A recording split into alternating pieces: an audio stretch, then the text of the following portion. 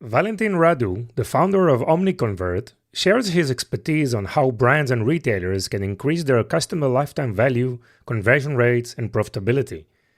Valentin shares his journey from struggling. Valentin is a CLV expert, and he shares with us his journey from struggling with profitability in his early ventures to discovering the crucial role of CLV in business success. We discuss the direct connection between lifetime value and profitability, emphasizing the importance of measuring and improving customer retention.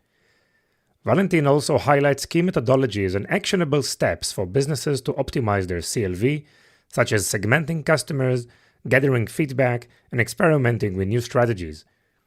Listeners will gain deeper understanding of the importance of customer-centric approaches in e-commerce, the challenges companies face in shifting their focus from acquisition to retention, and practical advice for improving customer value and driving sustainable growth. I'm really excited to bring you this conversation with Valentin. I'm sure you'll learn a lot from him, and that this conversation will be both engaging and informative. So let's get started. Welcome to the Ecom Pulse, your heartbeat to the world of e-commerce. I'm your host, Eitan Kotter. Join us as we meet with industry leaders, marketing experts, and the innovative minds behind the tech that is shaping the e-commerce future. So plug in, gear up, and get ready for a pulse-pounding journey into the heart of e-commerce. Hello, Bucharest. How are you, Valentin? Hi there, Eitan. It's all good here, except for the rain. Really? We're doing great. The rain. But it's a sunny day or it's like cloudy? No, it's cloudy. It's like London. Oh, really? Okay. Yeah. But cheaper, I guess. Yeah, much more cheaper, for sure. Yeah. Wow, great. So, Valentin, I really appreciate the time. You are the CLV expert, right? So please tell us a little bit about yourself and the things that you're working on. Yeah, so I'm an entrepreneur, serial entrepreneur from Bucharest, Romania. I've been doing this for a long time, for more than 2 decades. I've started OmniConvert, which is a company which is focusing on helping e-commerce and retailers to grow based on conversion rate, lifetime value, and net promoter score, customer experience. Mm-hmm. We're a team of 40 people, really, really determined to help e-commerce and retailers. I founded the CVO Academy back in the days because I got obsessed with lifetime value, and to give you some context, I was supported by my wife back in the days. Even though my company was we were making something like 14 million in annual turnover. So imagine not being able to be enough profitable so that you can have a decent salary and be sustained by your wife. And that struggle led me to investigate what the heck is going on with the profit. Where is the profit? And I realized that lifetime value is the sure path to profitability. So pretty much now I'm obsessed about it, wrote a book about it, and I'll be glad to share some shortcuts with you and the audience today. Yes, of course. Obviously, profitability is like a major theme, right, for any brands these days. What is the connection between the lifetime value and profitability? Well, it's a direct connection. Without the proper lifetime value, you don't have you don't have profit, because when you look at from let's say P&L perspective at any company, you look at things like EBITDA and so on. But profit, at the end of the day, in order to be profitable on an aggregated view, you need to be profitable for each and every customer. So lifetime value is the predicted profit by customer according to the lifespan. So basically, without being profitable for each of your customer, you can't be profitable at an aggregated level. Yes, but sometimes you go to a new market and you start from scratch, right? I mean, the stage in the evolution of the market is probably early. Some of them it's more mature. Other markets are in their penetration phase or growth phase. It's usually a combination of things, right? Yeah, for sure. When you go to other markets, you still sell some products which are, I mean, unless you are building something completely out of this world, you are selling some products that have a certain adoption, that have a certain frequency of being purchased and being used. So you can still forecast what kind of lifetime value can you get according to the price, the margin, and the purchase frequency that the products that you're selling will have. So that taking that into consideration, it's clear that you can forecast the lifetime value by having some assumptions from the markets that where you are already present. Maybe just to put more clarity, because there are so many terms that are being used quite naturally, like profitability and EBITDA and cash flow and free cash flow. Obviously, if you have cash flow, most of it goes to new inventory.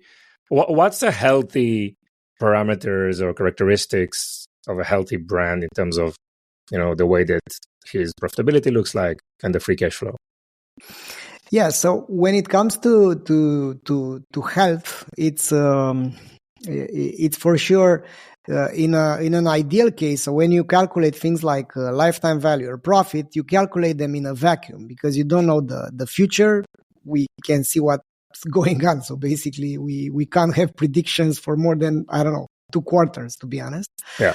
But what you can do though is to understand the context that you're in. So I'm a big fan of runway, for instance. So you need a certain runway, and when I say runway, I say if you will continue as you are continuing right now with the current unit economics and the current money that you have in your bank and your debts and your liabilities, how many months ahead do you have as a company, as a brand, right? So basically, that's an important thing, because if you are burning money, how many months can you burn in this like you are doing it today? So I prefer to have more than 1 year runway, for instance, so that you're to be on the safe side and to be able to be honest, to experiment, because you as a company, you can't say that I'm 100% sure that if I do this, I'll get this profit. No, you basically shoot in the dark somehow, right? And that's why the cone of uncertainty, it's like this instead of being like this when it comes to the future, when you have this type of unit economics. Like if I have a runway to support some experiments and I have some hypotheses around this experiment, like if I invest in this new product, in this new market, according to this unit economics that I have, according to the past, those things can happen. But when it comes to the ratio, let's say, depending, it's heavily dependent on the vertical that you're in. Because if you're in grocery retail, let's say, an EBITDA of 4% can be great, Yeah. While when you are in fashion, it's crap. So sure. Basically, you need to look at the verticals that you're in. You need to look at the margins that are being used in the verticals that you're in. One healthy metric, though, to share is the ratio between lifetime value and customer acquisition cost, which usually is 3-to-1. So basically, it means that if you are making 3 times more money than you are spending to acquire a customer, you're on the safe side. And you can consciously alter this. I mean, you can go to 2-to-1, 1.5-to-1. I don't know. We've all seen Jeff Bezos, right? So he always reinvested everything. So after 19 years, he got to profitability. But that's because he had a lot of free cash flow from the investors. Investors, yes. So pretty much those are some things to take into consideration when it comes to health. And of course, when you look at a number, it's always important to see the context of that number, because the context, the contrast creates meaning, right? So now we have a 3-to-1 CLV to CAC ratio, but 6 months ago we've got a 4-to-1. So we're in trouble because this is going down. Yeah. But if it was 2.2 and now it's 3-to-1, that's great. We are making way more money. We are way more profitable. So that's why when you look at numbers, in order to investigate the health of any company, you need to look at the trends as well, and to create contrast, like year over year, to take into account the seasonality, month over month, to see the trend and the benchmarks of your industry. So if you have this type of free, let's say, models to look at where you are, then you'll have a pretty good image about what can you do. And I must say this, that progress can't happen outstanding progress can't happen if you do the same things that you always did. And that's why I love this type of experimentation mindset. So you need to, when it comes to growth, if you want to disrupt the market, if you want to do radical things in the market, if you want to acquire the market which is there for you to be acquired, you need to do disruptive things, and those disruptive things can't be made without having the resources. And that's why you need this type of way more granular ways to analyze the health of your business. And that's why I love lifetime value and customer acquisition cost payback time, and all these things that matter, because in a vacuum maybe you'll do great, but if you don't have the cash flow to support the return on the investment that you're making, you will still be out of the business. And that's rule number one: never run out of money, right? Sure. So what I hear you say is LTV to CAC obviously is an important metric, but it needs to be calculated over time and try to understand the trends. Is it improving, right? Yeah. Or there are some problems that we need to highlight or to identify, quite in advance. And I know there is a lot of focus about CAC, which makes a lot of sense, but we know also acquisition is getting more and more difficult and more expensive. And I think in the context of LTV, let's probably chat a little bit about retention and how do you generate more from your existing customers. I know it's an important aspect of the things that you do, and obviously in today's macroeconomics. Yeah. So retention, it's first of all, it was a hype at some moment that, hey, let's stop acquisition. It's all about retention, which I think is stupid. It's like you need only one wing to fly. I mean, you don't need acquisition. You need only retention. But you need both of them. So you need to acquire customers and to keep them for as long as you can so that they are profitable. So retention happens due to three factors.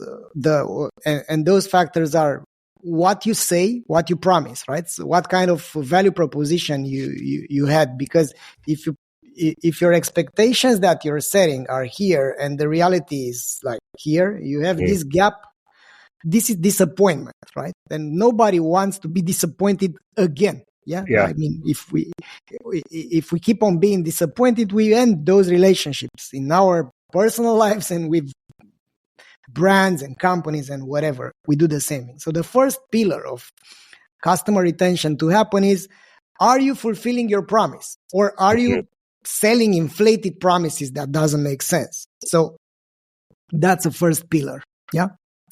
The second pillar is what you sell, right? So basically it's like when you are selling something, when you are doing marketing for a product which hasn't been bought before, you're making a promise of a better future. But is the better future there? I mean, what kind of products are you selling, which is still about the disappointment, right? So basically, you either diminish the expectations and increase the reality so that those two are matching, or you do vice versa. You increase the reality, you increase the quality of your product so that you match the expectations that you've set with your marketing.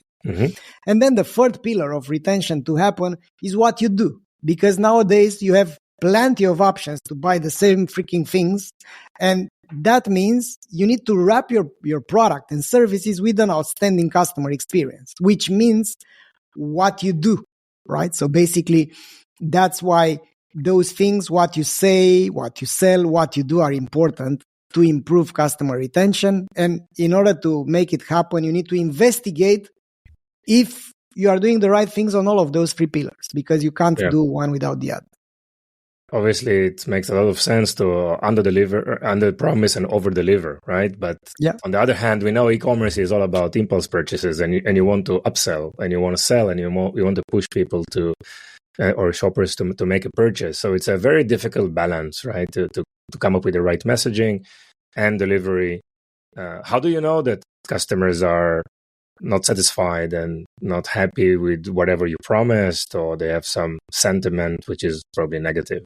Yeah, that's my that's one of my best areas of expertise. And to give you the track record, Eitan, I was running my third company. It was an online car insurance company, the one that I struggled to make it profitable. Okay. And I discovered these things like customer retention, customer lifetime value, conversion rate. And at some moment, I started to ask the customers on the thank you page, like, how happy are you with the purchase? And then how happy are you with the entire process, post delivery? And you go there and ask. So it's so simple. I mean, and few are the companies which are closing the loop. Most of them are activating the standard growth flywheel, which is you pour money, you acquire customers, maybe you are profitable. With that profit, you acquire more customers, and that's it. And that's a flywheel.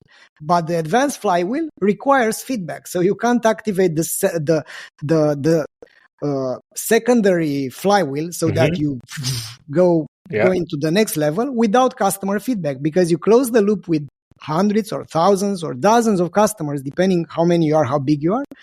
And you ask them, you go out there and ask them how happy they are, what is their satisfaction, how hard it was for them to buy and to use the products. And then with that feedback, you change two things. You change the products, if that's the case, or the services, and you change the customer experience, right? So you basically change those things, and those lead to customer retention and word of mouth, because if they are happy, you make more of them become advocates for you. So that's how you find out what's going on. You go out there and ask them. So that's why I'm a fan of initially customer research, to go in depth, to segment your customers, to look, okay, because not all the customers are created equal.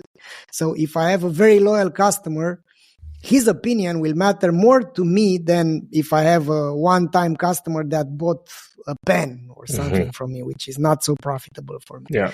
So you get feedback, you give different weights to the feedback depending on who are the customers that gave you this feedback, and then you get the ongoing pulse of your customers. We created basically a product, an entire product around customer experience, to collect the NPS, the Net Promoter Score, to collect the customer effort score, to look at the things that matter, and to be in a position that you can, for instance, change what matters. And the beauty of collecting customer feedback is not only to have like a metric, but to collect actual feedback, like people which are shouting at you, hey, you did this and then that and then the other, and you haven't fixed it. So if you get the issues from open answers, right, you will be in a position to know what to change. Because if all you are doing is tracking the numbers, I mean, yeah, it's great to see the trends of those numbers, but it's even better to find the root causes and then to fix them. Interesting. Valentin, you wrote a book about this topic, the CLV revolution. Okay, so tell us about the book and the methodology you are developing. That's the one. Yes. Oh man, so first of all, I got these questions from prospects, from customers, from new employees, from all people. I mean, all sorts of people were asking me, okay, and what do I do to improve the lifetime value? And I kept on making these flows and presentations and whatever. And at some point, I've got this aha moment, when you, no, I have to write a book. And that happened back in 2021. It took me 9 months to start writing it. So in 2022, I've started to write it. 2 years in the making, and working with hundreds of e-commerce companies, with brands, allowed me to put everything I've learned about lifetime value in this. And I wanted to make it not like a theoretical, entertaining non-fiction book. No. So this is like a freaking guide. I mean, you take this, you do step 1, step 2, step 3, and then you do that, take care of the other. And basically there are also stories of actual customers that at this step, this customer did that, and that's what happened. So basically that's what the book is all about. And to give you the overall methodology of customer value optimization, it's you start with the unit economics, so you measure what matters. You continue then with the let's say, customer segmentation, like understanding how your customers are doing from a quantitative point of view and then from a qualitative point of view. So ask them what's going on, and then understand the anomalies, like where is the problem? Is with the first pillar, which is what you say. I mean, you are over-promising. Is with the second pillar, which is the product that you're selling. I mean, you're selling crappy products, which is the worst nightmare to have. Like if your product is broken, no amount of marketing will fix it, because people don't want to buy crap for the second time. And or is it with the third pillar, which is with the customer experience, right? So like this flow at this moment, I can't return the product, I can't do that, nobody's answering, where is my order, stuff like that. So when you, after this point, when you do this type of investigation, you improve the customer journey consciously. So you decide at this point you do that, we'll stop selling these toxic products, we'll start selling these amazing products. And then you fix things with this type of initiatives. Like there are basically 6 important moments throughout the customer journey. You have the acquisition, then you have the onboarding, then you have the prevention, then you have the referral, loyalty, and reactivation if you lost them, right? And that's how the framework around the CLV revolution looks like. So it's really a hands-on tool, right, that brands and retailers can use. What are the challenges that you find in your work, years of working with those companies in terms of LTV? Is it like trying to understand what the data shows? Is it like how to implement its technology? What do you see the gaps and the main challenges of making these transformations? The main problem is that, to be honest, most leaders are brainwashed by the acquisition market. Okay. That's the main problem, because they keep on throwing a lot of money at Google ads, Facebook ads, whatever, and they have this over reliance on acquisition. So in order to change that, it needs to change the mentality and to migrate from a product centric and order centric mentality to a customer centric mentality. And to do that, you need to re-educate, let's say, the leaders of the company. So that's number one, because companies have this inertia of adopting new things. They start to monitor things like lifetime value, and then they go back doing the same freaking mistakes. So the problem is not to analyze and not to investigate, because most of the companies can do that, or to do a snapshot like, hey, that's our lifetime value. Okay, now what? I mean, you found it. It's $240. What do you do about it? Yeah. So it's the action part, is the experimentation part, which is the main problem. And the maturity levels are so low nowadays that few are the companies that they even plan to have one single action, Eitan, per quarter. That's it. One action, one experiment, one thing to improve the lifetime value, one freaking thing to do it. I mean, they don't do that. So, and then it's like trying to lose weight at the fitness, right? At the gym. You can measure all day long. I mean, you can go there on the scale and say, oh God, I have 95 kilos. No, it's not about going there every time and seeing what's your weight. It's freaking stopping to eat burgers at 10 p.m. and doing some work. So that's why you need to measure lead indicators, not only lag indicators. So revenue, profit, EBITDA, whatever. These are lag indicators. These are the results of some actions. But if you don't change the actions, how can you change the results? And I think that's the main problem. Companies don't set goals around the lead indicators, like number of actions per quarter, per month, per year. Well, what do you mean by lead indicator versus lag indicators? Yeah, so lag indicators are around the things that happened due to the past actions, right? When you have lag indicators, these are descriptive numbers around the past, like what's your weight, what's your height, what's your whatever, what's your revenue, what's your EBITDA. These are lag indicators. Okay. Lead indicators are around the process, right? So lag indicators are around the results. We all want the results. We all want the ideal weight and having an amazing beach body. But that's the outcome, that's the result, that's the lag indicator. The lead indicator is how many push-ups are you doing a day? Like, how do we get there, right? Yeah, exactly. How many times we go to the gym? How many nights I'm avoiding to eat after 6 p.m.? These are the lead indicators. And the lead indicators are far more important than the lag indicators once you know the lag indicators and once you have a target around lag indicators. Other than that, you simply measure things. These are important indeed, but if you don't also measure the things that lead to these outcomes, you're screwed. So give me an example of some of those lead indicators that you currently see in the market. Yeah, so one lead indicator, for instance, is number of experiments per month, right? So how many experiments around improving net promoter score you do per month or you do per year?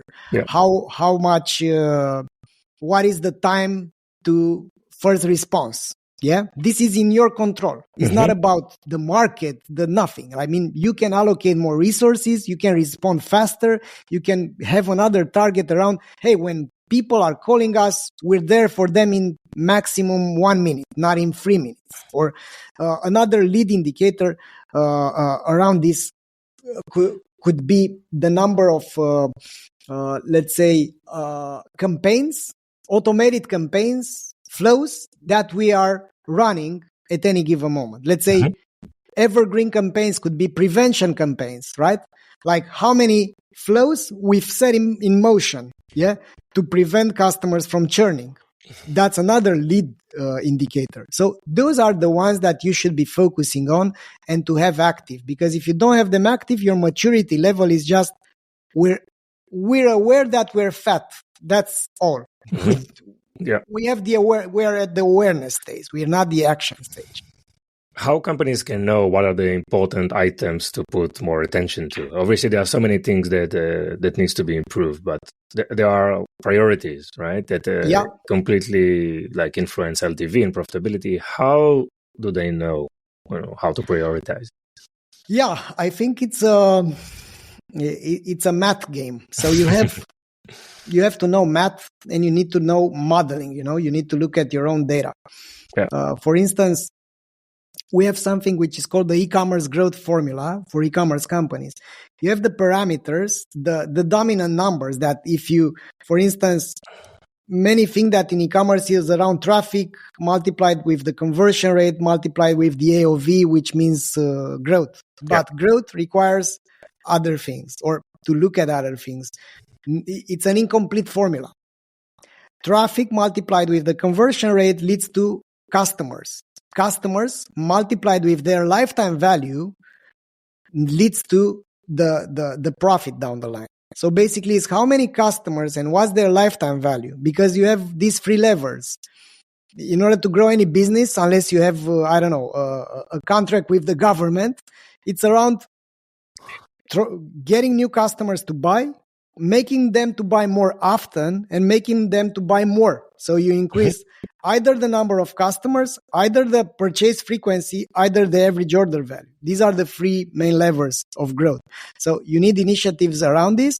And when you do an analysis and when you look at where you are against the market, I'm okay in terms of the traffic, I'm okay in terms of the AOV, but I have a low purchase frequency according to what we are selling. So that's the thing to focus on.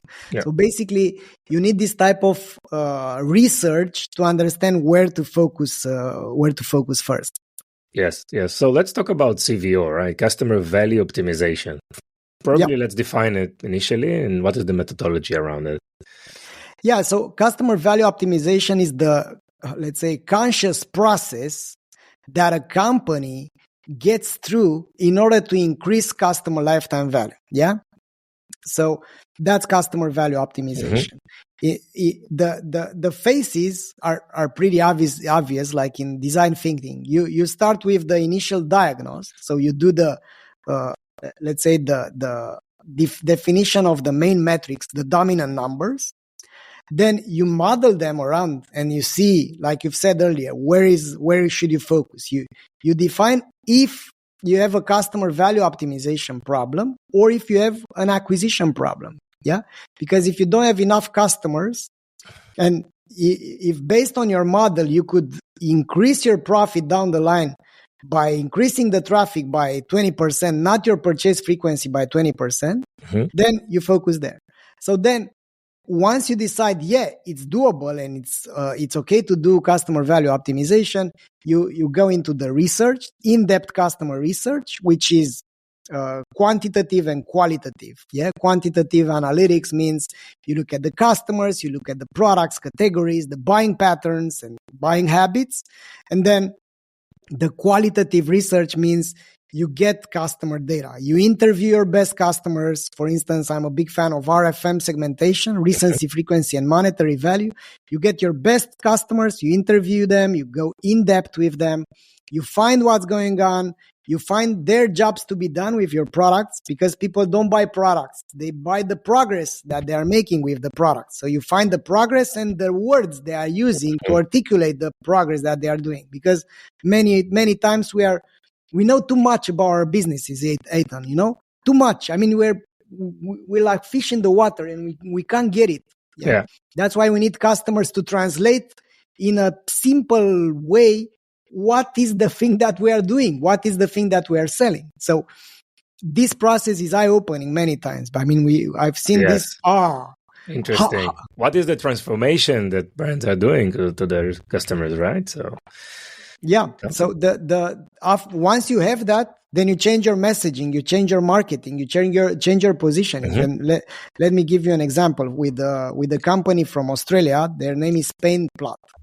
So they were selling this type of canvases with pictures, paint by numbers, right? They were numbers, like number 1 is green, number 2 is red, and people were doing a fish, a deer, I don't know. And they were thinking that they are selling these things for people to become better artists. That was their assumptions about their business, because that's how they've started the business. We do the RFM segmentation. We analyze their customers. We do interviews with them. We investigate how they are verbalizing. Why are you buying so often? Because you get your best customers and you investigate them. Guess what? They were buying these products not because they wanted to become artists or anything. They were single people, that had nothing to do except for looking at Netflix during the pandemic. And they wanted to do something that eased their minds and made them feel good about themselves. You know? So basically, it's kind of a self-therapeutic process, right? So. Exactly. Yeah. So that was one job to be done. There were, of course, people which were looking to have these things. And the third type of customers and the third type of job to be done, there were these parents that bought this to their kids to get them into making other things than freaking scrolling on their phones, because I found a statistical last week I found out that the average teenager is scrolling 8 miles per month. Oh, so with their thumbs. So imagine. Thumbs. Wow. Yeah. So basically, with this type of aha moment, they started to do other type of marketing, building other landing pages, doing other email marketing onboarding afterwards, because many companies are being fooled by these discounts. Someone bought this from us. Let's bombard them with the discount right away. No, and so basically their onboarding looked like this. They were convincing their customers to finish that painting, because why would you buy another one if you haven't finished the previous one? So in order to buy one, you need to finish that. So they've asked for their commitment through the email that in how many days do you plan to finish this? In 20 days. Okay, sign here this contract with yourself, like the virtual signing, that I'm going to finish the painting in 20 days, and we're going to give you a daily reminder. So they got the permission to bombard them with emails like, hey, what's your progress? You know what? In 20 days, you're going to finish and stuff like that. So that's how you do customer value optimization. It's really deep, right? The whole marketing messaging, everything is different. The onboarding just make a huge impact on everything that the company is doing, and for all the outbound messages. Nice. So Valentin, you're entrepreneur for, as you said, for more than like 2 decades. What are some of the career highlights that you can share with us? Oh yeah, the first job, I was a butcher for 3 hours. As I stated in the book as well. So my mom bought, it was summer vacation. I was playing football all day long, and she dragged me to this place, and I was supposed to do meatballs, and it was like garlic and smell, and when those guys with that blood on their equipment, when I saw that, I ran away. So that was my first job, and it was a great highlight for me because it convinced me that, oh man, so in this life I can't get away with it. So if I'm not doing something very valuable, I'm gonna spend my life in a freaking place like this. So that's a highlight. Another one was when I built my first company, of course. So we were playing StarCraft all day long and Counter-Strike, and we were paying too much on the internet because we haven't got broadband connection. So I borrowed money from my boss, and I bought broadband connection with some friends. We've built a local area network in our neighborhood, and we eventually brought optical fiber. So it was high-speed broadband connection in the entire neighborhood, and we were like rock stars. I mean, all the neighbors that had relatives, people flew from Romania to wherever, they were moving to Germany, Italy, you name it. So they were pleased that they can have a proper internet connection, and basically that was my best, my first strike, and that convinced me that hey, success is possible. You can do things, and people can buy them, and you can not only be wealthy about it, people will be grateful that you sell that to them. So that's another highlight. And of course, when I realized that I can build OmniConvert, so it was like, after my third company, we increased the conversion rate by 60% with the ancestor of one of our technologies today, OmniConvert Explore. And after 1 year, we made it. We were way more profitable by doing experimentation, changing the website, changing the messaging, and so on. And that convinced me to run OmniConvert, and I turned it into a pretty amazing place to work, and we have all sorts of customers from all over the world. Amazing. And any fun fact you're happy to share with us? Oh, fun fact. Yeah. So how I learned to sell. So it was like, I was in deep shit. So after my third company, after my second one, which we got bankrupt eventually, I needed to have 40,000 euros. So I got really bad. So bad finance management, So I got to this guy, I called him, and it was my last resort. So it was a guy which was in his 50s. He thought that he knew everything. He got it all sorted out. So his desk was like here, and I was looking from him like here. So I was looking like that to him. So it was a power pose that he imposed on me, and I played it completely differently. So instead of selling our solution, I've planted the seed of fear in his heart. So I've started to state things about his competitors coming from abroad.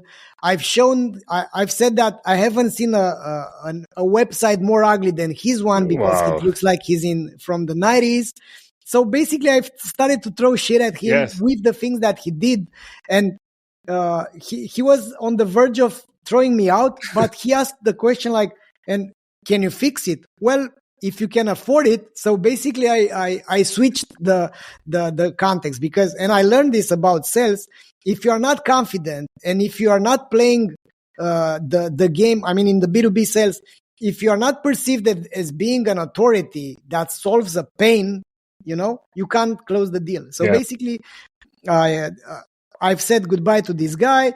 He asked for an offer. I've sent him the offer after 4 days, so I could have sent it in the same day. And he called me for the offer. Okay. And when he called me, I've said, okay, he got the hook. Yeah. I got him now. So that's how I've learned these things about changing other people's behavior. That was a bold move, but quite successful one, I guess.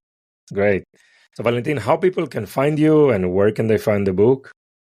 Yeah, so you can find the book on Amazon, The CLV Revolution. You can see some reviews from there if you're not convinced about it. As for me, I'm a LinkedIn guy, so you can go to search for Valentin Radu on LinkedIn. I'm trying my best to post there and to give some to share some insights every day. And as if you want some solutions to grow your e-commerce and retail, to grow the conversion rate, NPS or lifetime value, you can go to OmniConvert.com. But for God's sake, if you think I can help you, write me a message on LinkedIn. Great, Valentin. So thank you so much. Thank you, Eitan. And thanks everyone for watching, listening to this. Yeah, very, very interesting. Bye-bye.